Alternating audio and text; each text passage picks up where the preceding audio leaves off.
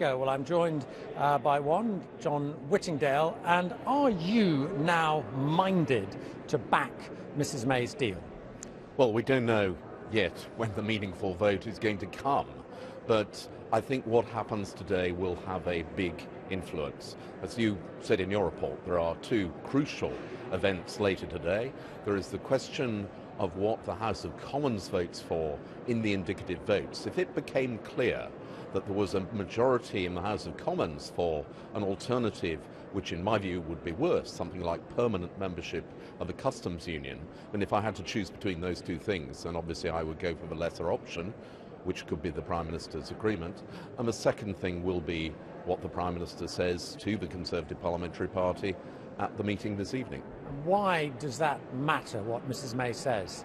Because if the withdrawal agreement passed, then we move into the second stage, which is to negotiate the future relationship between Britain and the European Union.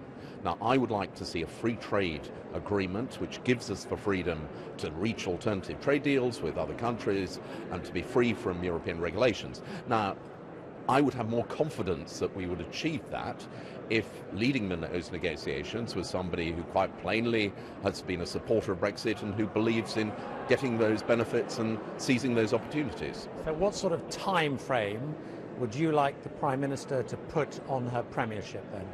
Well, I'm not going to specify a date. I think if we could have a clear indication, a firm commitment that when we open those negotiations in the second phase it would be under a new leader, then that would do a lot to, I think, improve confidence in the parliamentary party.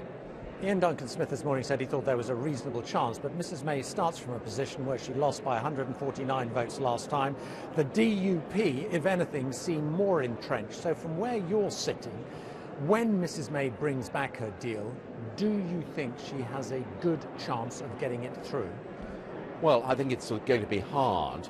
There is a debate within the Conservative Party amongst those of us who have opposed the deal up till now. Some of my colleagues, I think, probably will continue to oppose it. We're each having to reach very difficult decisions. And I think it's unlikely that it could pass without more support from Labour MPs. Last time, only 3 of them voted for it. It would need a lot more than that.